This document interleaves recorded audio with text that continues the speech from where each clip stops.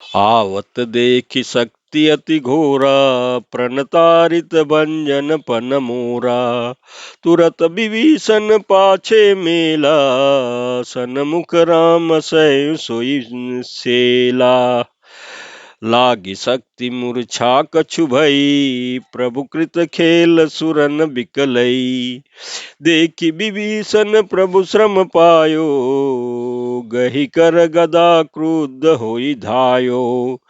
रे कुभाग्य सठ मंद कुबुद्धे, तै सुर नर मुनि नाग बिरुद्धे।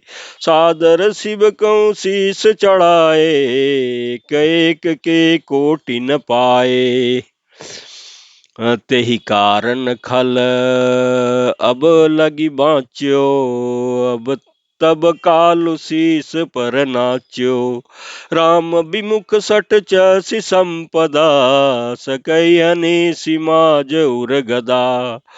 उर माज गदा प्रहार घोर, कठोर लागत मही परयो। दस बदन सोनित स्रवत पुनि, संभारि धायो सिर भरयो।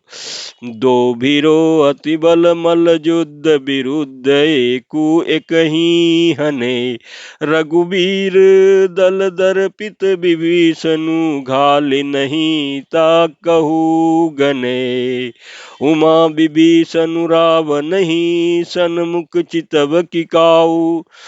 सो अब बिरत काल ज्यों, श्री रघुवीर प्रभाऊ। प्रमात सियावर रामचंद्र शंकर जी भजो।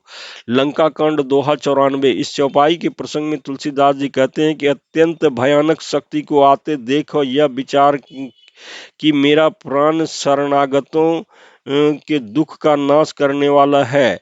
श्री रामचंद्र जी ने तुरंत विभीषण को पीछे कर लिया और सामने होकर वह शक्ति स्वयं सह ली।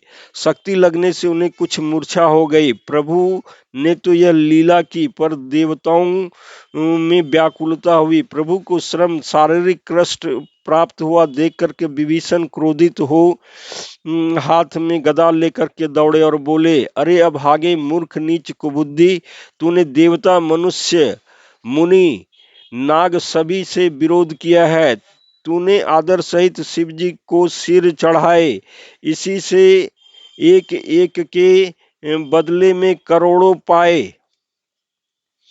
अभी उसी कारण से अरे दुष्ट तू अब तक बचा है, किंतु अब काल तेरे सिर पर नाच रहा है। अरे मूर्ख, तू राम विमुख होकर के संपत्ति सुख चाहता है। ऐसा कहकर विभीषण ने रावण की छाती के बीचों बीच गदा मारी। बीच छाती में कठोर गदा की घोर और कठिन चोट लगते ही वह पृथ्वी पर गिर पड़ा। उसे 10 मुखों से रुधिर बहने लगा। वह अपने को ही फिर संभाल कर क्रोध में भरा हुआ दौड़ा। दोनों अत्यंत बलवान योद्धा भिड़ गए और मल्लयुद्ध में एक दूसरे के विरुद्ध होकर मारने लगे। श्री रघुवीर के बल से गर्वित विभीषण उसको रावण जैसे दिग्विजयी योद्धा को पासंग के बराबर भी नहीं समझते हैं। शिव जी कहते हैं कि हे उमा, विभीषण क्या कभी रावण के सामने आंख उठाकर भी देख सकता था, परंतु अब वही काल के समान उससे भिड़ रहा है। यह श्री रघुवीर जी का ही प्रभाव है।